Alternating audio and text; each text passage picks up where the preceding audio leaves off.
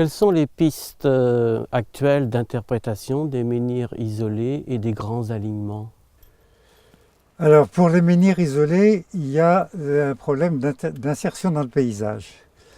On s'aperçoit que certains monuments certaines pierres sont dressées plutôt dans des talwegs, dans des lieux, des points bas, et souvent à proximité de sources ou de ruisseaux actuels ou qui n'existent plus, des sources qui ont tari, mais on s'aperçoit qu'il y avait des points d'eau à proximité.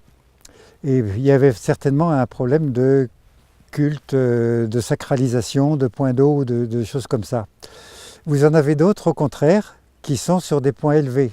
Et c'est un peu le cas, même pour certaines files, comme ici, où on s'aperçoit que ce n'est pas forcément sur le sommet topographique, mais c'est sur ce qu'on appelle la crête militaire, c'est-à-dire l'endroit où les pierres se découpent sur l'horizon pour quelqu'un qui est situé en contrebas.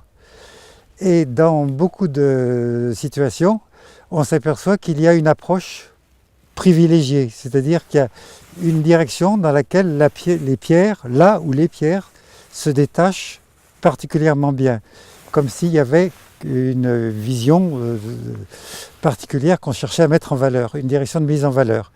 Alors il y a toute cette étude de l'insertion par rapport au paysage, qui je pense est beaucoup plus importante que l'insertion par rapport au ciel, par rapport à la cosmographie dont on pouvait parler. Et on a percé le mystère des grands alignements? Alors on n'a pas percé, on a quelques idées.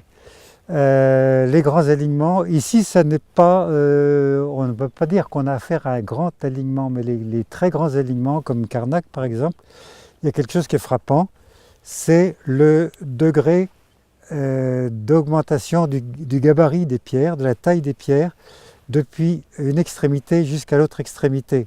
Et qu'en général, plus on s'approche d'une enceinte qui forme souvent l'extrémité de ces alignements, plus les pierres sont grandes. On a parlé de procession, de zones processionnaires.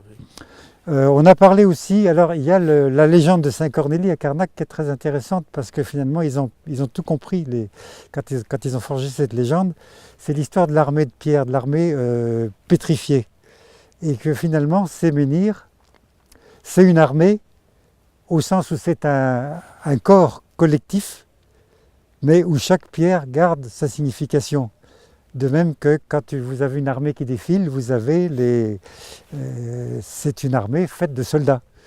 C'est pas une entité collective, c'est une entité collective, mais c'était aussi un groupement d'individus. Et pour les menhirs, finalement, cette image de l'armée de pierre, je la trouve assez juste. Vous diriez ça aussi pour l'alignement ici, Oui. l'alignement sud? Oui, je crois que tous ces groupements de pierres, chaque pierre devait avoir son sens en soi-même, mais il y avait aussi un sens collectif.